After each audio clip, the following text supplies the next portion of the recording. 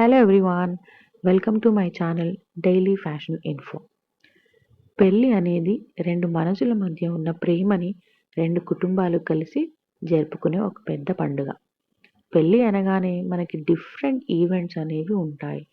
దాంట్లో అతి ముఖ్యమైనది అండ్ పెద్దది రిసెప్షన్. మోస్ట్లీ రిసెప్షన్ అనేది ఒక సెలబ్రేషన్ లాగా జరుపుకుంటారు. దాంట్లో పెళ్ళిలో ఎంజాయ్ చేయలేని మూమెంట్స్ని కూడా రిసెప్షన్లో కంప్లీట్గా ఎంజాయ్ చేయాలని అనుకుంటూ ఉంటారు.